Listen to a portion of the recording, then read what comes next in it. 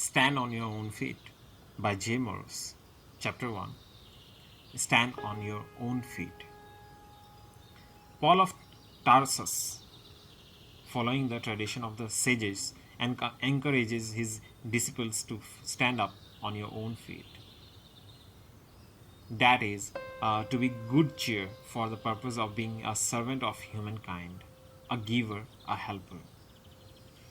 We need to be somewhat independent to provide for all the things we need psychological, social, and material. After all, nothing comes easy for everything. We must pay the price. No man is qualified to undertake the difficult journey of life without a good dose of goodwill and determination to win the prize. I like to compare our standing on our own feet to balancing ourselves on a surfboard, which is no different from balancing ourselves on a bicycle. The difference being that we are on a lurching surge of swirling water. Man dreams of becoming the master of his destiny, and he is right in doing. Few achieves a well-integrated personality and a harmonious ordering of the diverse elements of their makeup. The well-integrated man brings the spiritual, the emotional, and the physical into harmony. These three levels overlap and influence one another. Michael Quest writes that the man who stands on his own feet is the man in whom the spiritual holds the reigns over the emotional and the physical levels with complete freedom to direct them for the total good of the personality.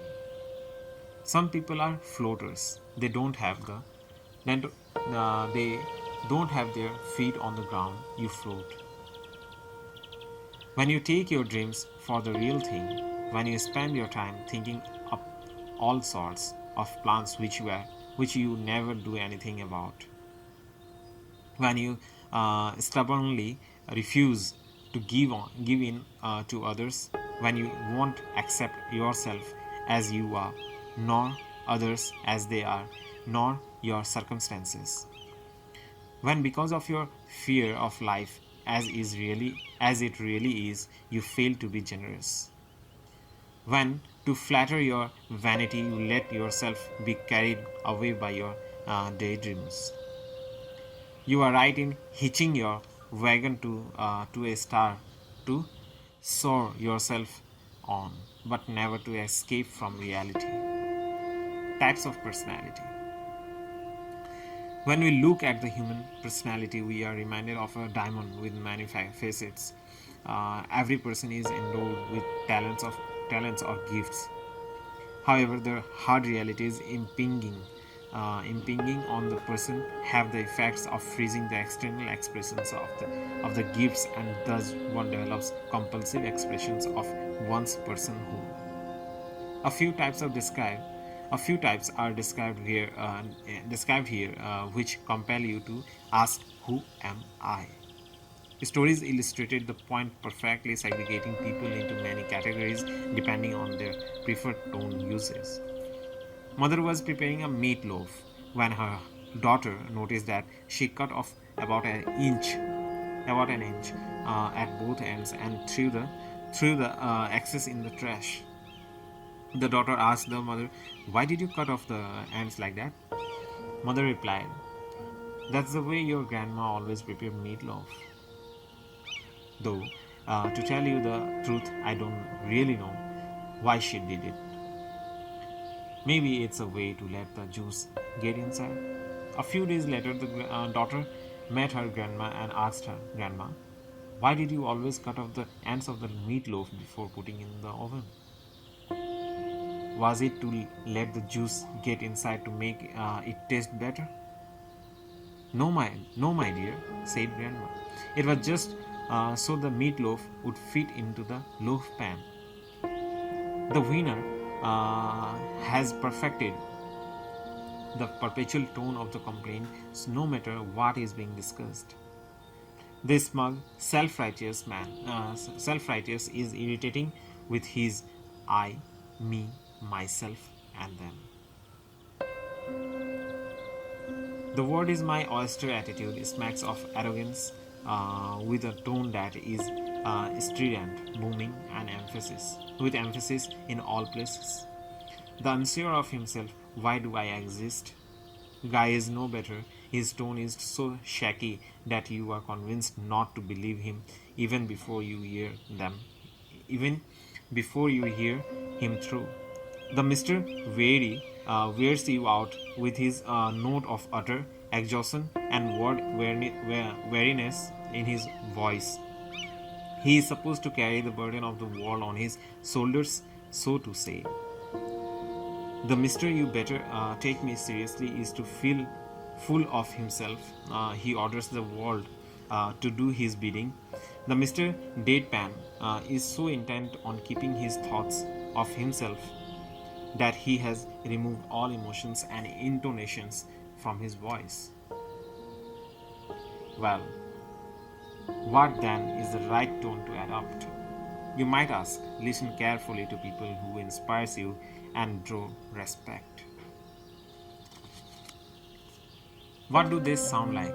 Pleasant, upbeat, optimistic, understanding, sympathetic, logical, dependable, solid, confident, serious with a tinge of humor. How do they convey all this through the tone of their voice? Take a leaf from their look. Take a leaf from their look. Skills of self-realization. No discovery of modern psychology is, in my opinion, so important as the necessity for self-realization, which is the fruit of self-knowledge and self-respect. Self-realization reveals who you are and helps develop the many qualities that you have.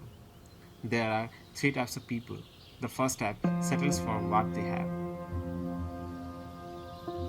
They don't like it, but they don't do anything about it.